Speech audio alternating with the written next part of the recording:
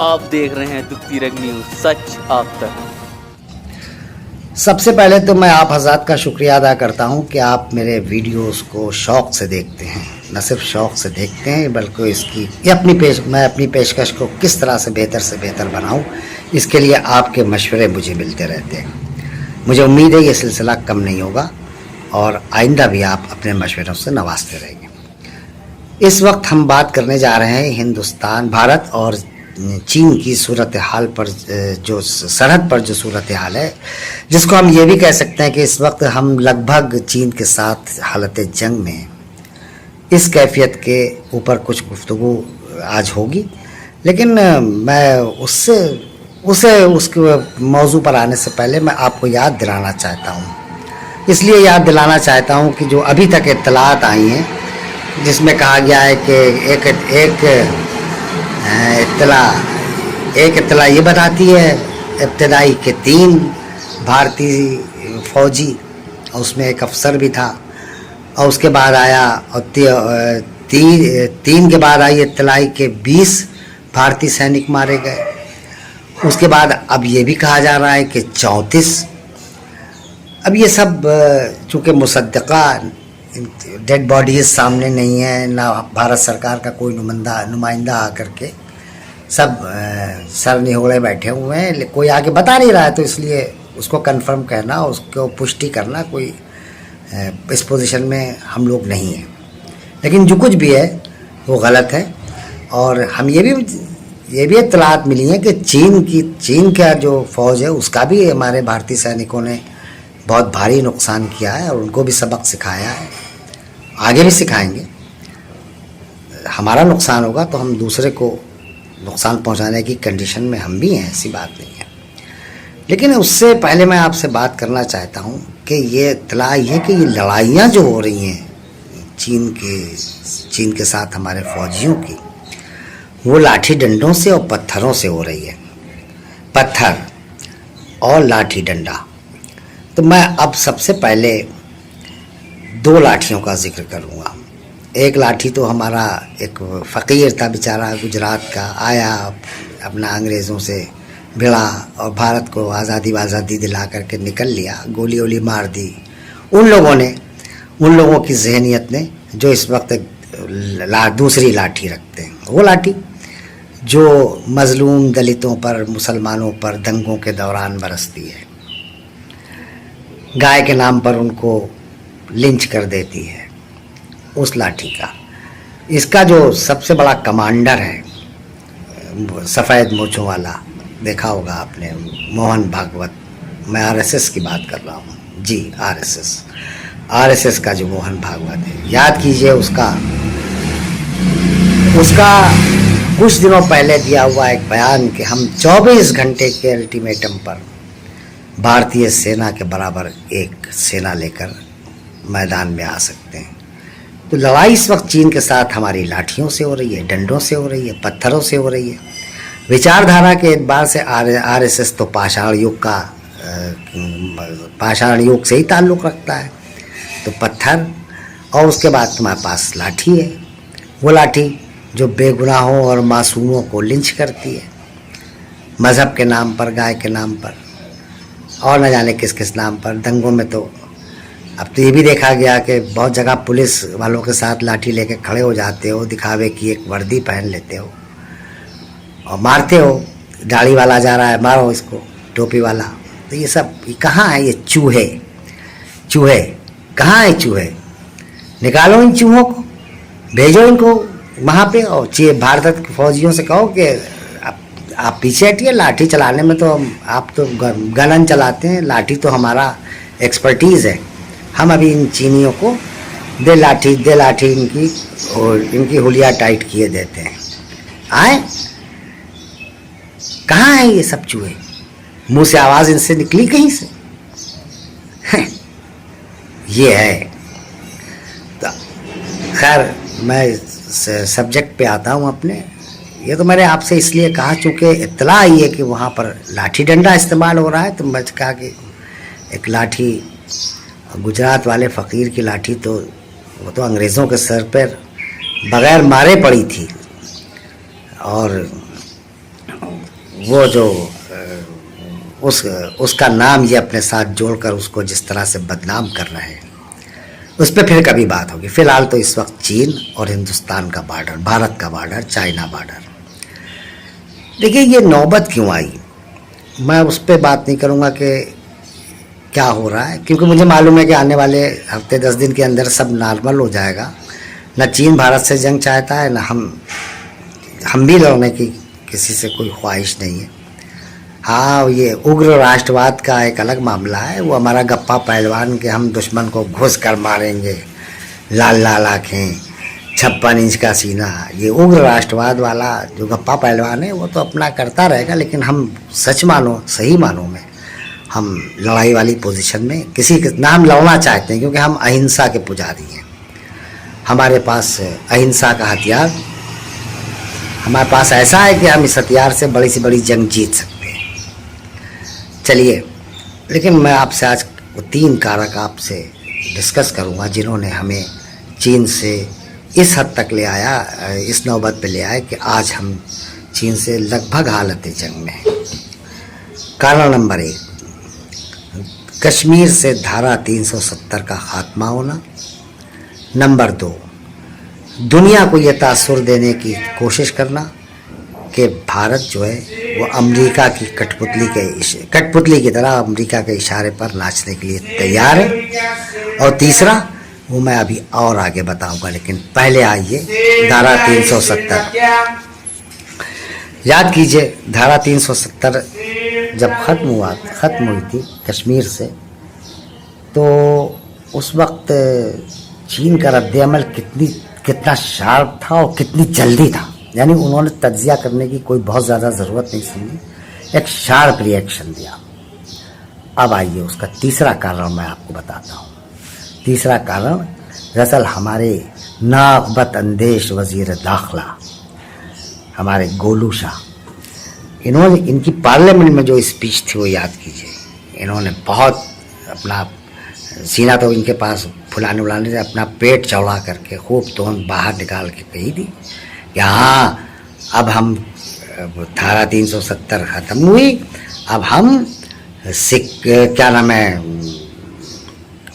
पाक ऑक्युपाइड कश्मीर यानी POK, मकबूजा कश्मीर जिसे हम कहते हैं, पाकिस्तान के कब्ज़े वाला कश्मीर, उसको हम छुड़ाएंगे और अक्साई चीन का तमाम इलाका जो चीन के कब्ज़े में है वो भी हम उनसे वापस लेंगे। ये जो बयान था, चीन ने इसके ऊपर जो शार्प रिएक्शन दिया था, उसकी वजह ये भी थी कि धारा 370 जो ख़त्म हुई थी उसके साथ सिक्किम को जो है, सिक्किम का एक स्पेशल स्टेटस गया था और दूसरा आया था। एक स्टेटस ये ख़त्म हुआ था कि वो कश्मीर की जो खुसूसी दफ़ात के तहत उसको मिला हुआ था, लेकिन एक दूसरा खुसूसी स्टेटस वो तो ख़त्म हुआ पहला वाला। अब दूसरा क्या मिला कि वो यूनियन टेरिटरी हो गया, यानी एक मरकज़ के ज़ेर इंतज़ाम इलाका। यूनियन टेरिटरी अपने आप में एक खुसूसी दर्जा होता है। फिर वहाँ का बजट, वहाँ की ज़रूरियात, वहाँ के तरक्की का फ़ंड, ये सब जो है वो कुछ एक आम बजट से कुछ मुख्तलिफ होता है और ज़्यादा होता है, बहुत ज़्यादा होता है। तो अब चीन का सिक्किम के ऊपर बहुत दिनों से दावा है कि साहब ये हमारा है। पूरे सिक्किम को तो वो कई बार अपने नक्शे में दिखा चुका है, और ये कहना कि हम अक्साई चीन का जो इलाका है वो चीन से वापस लेके आएंगे। वज़ीर दाखिला की हैसियत से जो गोलू शाह ने पार्लियामेंट में जो घोषणा कर दी, इससे चीन जो है वो चिरागपा हो गया। फिर उसने जो शार्प रिएक्शन दिया, और उसी दिन से फिर दूसरी बात, चीन को भारत को ये भी बताना था कि तुम जो ये तासुर देने की कोशिश कर रहे हो कि हम अमेरिका हमारे साथ है, तो उस पर भी वो बहुत सख्त उसने कोई अच्छा रद्द अमल जाहिर नहीं किया। ट्रम्प साहब हालांकि भारत के कितने दोस्त हैं, इसका अंदाज़ा तो आप देख ही चुके हैं पिछले दिनों की। जब वो मलेरिया वाली दवा नहीं दी थी हमने, तो उन्होंने कहा था कि परिणाम भुगतने के लिए तैयार रहो। एक तरफ दोस्ती भी है, दूसरी तरफ परिणाम भुगतने के संगीन धमकियां भी हैं। ये कैसी दोस्ती है? खैर, उसको सब्जेक्ट फिर डेविएट हो जाएगा, इसलिए छोड़िए, विषयांतर से कोई लेना देना नहीं। तो एक तो ये कि धारा 370 का खात्मा, दूसरे ये कि ये तासुर देना कि हम अमेरिका के इशारे पे नाच रहे हैं, हाउडी मोदी, चलिए कोई बात नहीं, फ़र्क नहीं पड़ता, लेकिन नमस्ते ट्रम्प। और उस हालत में तो इससे, और ये के बाद जो चीन के जो अमेरिका का पूरी तरह से आमन्ना सद्दकना कहना, अरे आपने कहा हो तो अगर आप थोड़ा सा अकड़ जाते उस वक्त जब परिणाम भुगतने की धमकी दी थी न ट्रंप ने, और समझते कि ये तो बकवास करता ही रहता है पागल आदमी, खामोशी रहते, जवाब ही ना देते। लेकिन नहीं साहब, चंद घंटों के अंदर दवा लदी जहाज़ों के ऊपर पानी के, और फ़ौरन वहाँ पहुँच गई। इतना ज़्यादा बुज़दिली का मुजाहरा कर देना। और ये तो दोनों चलिए बातें एक अपनी जगह पे थी, लेकिन जो चीन के मामले में चीन से ज़मीन वापस लेने की जो धमकी पार्लियामेंट में वज़ीर दाखिला ने दी थी, वो तो चीन ने उसी दिन अपने लिए समझ लिया था कि अब हमें ये हमसे हालत जंग में आना। अब जाहिर सी बात है, ऐसे थोड़ी ले लेंगे आप, क्या आप मांगेंगे साहब ये इलाका आप हमें दे दीजिए, वो दे देंगे। वो वहाँ पर अपना चाइना पाक चाइना इकनॉमिक डोर जो बना रहे हैं, इक़्तिसादी गलियारा जो बना रहे हैं चीन के साथ, चीन और पाकिस्तान के साथ, और जिसमें वो 50 बिलियन डॉलर 50 बिलियन डॉलर वो खर्च कर चुका है लगभग। सही रकम का तो मैं इस वक्त बयान नहीं कर पाऊँगा, लेकिन बहुत बड़ी रकम खर्च कर दी। अच्छा, उसमें उसका फ़ायदा है, वो जो सामान समंदरों से अपनी मार्केट का दूसरे गैर मुल्कों में भेजता है, वो अभी तक भेजता था समंदर से, बड़े बड़े जहाज़ों पर, पानी के जहाज़ों पर। तो उसके बजाय वो अब ये चाइना को ले जा कर के, ये चाइना पहले बात तो पाकिस्तान और अफ़गानिस्तान से होता हुआ जाएगा ईरान तक, और फिर वहाँ से वेस्ट एशिया तो जोड़ेगा, और फिर वहाँ से वो अपने पूरे रास्ते को जोड़ देगा यूरोप से। अब क्या होगा कि उसका जो खर्च होता है सामान भेजने पर, उसके ऊपर जितना खर्च, मानिए 10 रुपये खर्च होता है, तो उसका 3 या 4 रुपये खर्च होगा। इससे वो पूरी मार्केट को, वेस्ट की पूरी मार्केट को वो उथल पुथल कर देगा, वो ऐसी तैसी कर देगा अमेरिका की और दूसरे अपने लोगों की जो उससे सामान के मामले में आ रहे मार्केट। खैर, जर्मनी, जापान और फ्रांस वाले तो चीन के मुंह लगते ही नहीं हैं, कहते हैं कि नहीं भैया। अब उनका एक क्लास है जो महंगा सामान ख़रीदता है, वो उनका क्लास है, उनको मालूम है कि हम चीन से इस मामले में टक्कर नहीं ले पाएंगे। वो एक अलग मसला है, इस पर कभी फिर बात करेंगे। लेकिन मैंने वो 3 कारण बता दिए। अच्छा, चौथा कारण भी आप समझ लीजिए कि हमारी जो सबसे बड़ी नाकामी है, जो हमारी सबसे बड़ी गफलत है, वो ये कि हम एक ख्वाबों की दुनिया में रहते हैं। असल में इसमें हमारी गलती है। हम जो है, हमें कोई भी मुंगेरी लाल आता है, वो सपने दिखाता है, हम उस सपने में खो जाते हैं।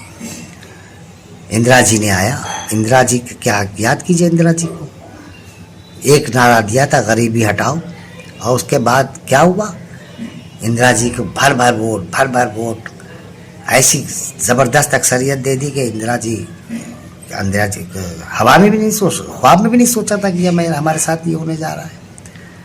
लेकिन जब पूछा उनसे किसी ने कि साहब ये गरीबी हटाओ, 2 साल हो गए, 2.5 साल हो गए, 3 साल हो गए, कुछ इसमें कुछ नज़र नहीं आ रहा है, तो मोहतरमा ने क्या फरमाया था कि मेरे पास कोई जादू की छड़ी है, जो मैं झड़ी हिला दूंगा, छड़ी घुमा दूंगी और गरीबी दूर हो जाएगी। लेकिन क्या है, हमें ख्वाबों की दुनिया में वो ले गई, और ले जाके उन्होंने हमें एक ख्वाब दिखाया, और हमने ये वो मूल मंत्र है जिसे आज हमारा गप्पा पहलवान उस मूल मंत्र को हमारे सामने रखता है, हमको ख्वाबों की दुनिया में ले जाता है। और अब वैसा ही एक ख्वाब ये भी था जिसमें उग्र राष्ट्रवाद इसने पैदा किया। हर बात में राष्ट्र, देश, सेना, गौरव, विश्व गुरु, ये सब जो जुमले थे, सच्चाई की धरातल पे खड़े होकर के बात करो, ख्वाबों की दुनिया में ले जाने से पहले देख लो तुम्हारे ज़मीन पैर के नीचे धरातल जो है वो ठोस है या तुम धुएं के ऊपर खड़े हो। अच्छा, होता क्या है इसमें, हमारे मीडिया ने हमको पागल कर दिया है। अब आप देखिए, पिछले एक हफ्ते का मीडिया आपने देखा है, इन नाटे बौने चीनियों को हम इनकी कब्रिस्तान बना देंगे उस मैदान में जहाँ वो बैठे हुए हैं, ये सब कर कर के, और भारतीय सेना की तैयारी देख के थर्राया चीन, ये सब जो बोलते हैं ना, आज इन सब के मुंह पर जूते पड़ रहे हैं, सब के मुंह से बोलती नहीं निकल रही है। मैं इसी बात पर अपनी बात ख़त्म करता हूँ और मैं आपसे सिर्फ इतना कहता हूँ कि आप आरएसएस वालों को ट्वीट कीजिए, निकलो चूहो घर से बाहर, तलाठी डंडे की लड़ाई हो रही चीन के साथ, ट्विटर पे जाइए। हम तो, मेरे पास तो कोई ट्विटर हैंडल वगैरह है नहीं, मैं करता वर्ता नहीं हूँ, मगर मैं आपसे जो लोग ट्विटर यूज़ करते हैं वो जाएं आरएसएस को कहें कि आओ भाई, लाठी डंडे की लड़ाई हो रही है, पत्थर से लड़ाई हो रही है, पाषाण युग में जीने वालों आओ, और लाठी डंडा की लड़ाई है। अभी आज चीन से अभी हसरत निकाल लो अपनी, जितनी दिल में हो अपनी बहादुरी दिखाने की। हाँ, आओ, मैदान खुला हुआ है, ले आओ अपने लाठी डंडे, जल्दी आओ, मोहन भागवत का इंतज़ार मत करो, उठो, जैसे ही हमारा ट्वीट पढ़ो उठो और बकटुट भाग लो, सर पे पैर रख करके चीन चाइना बॉर्डर की तरफ, और लाठियाँ चलाओ, मारो एक एक नाटे बौने और छोटी आँख और चपटी नाक वालों को, इनका कब्रिस्तान बना दो उस मैदान में जहाँ वो बैठे हुए हैं।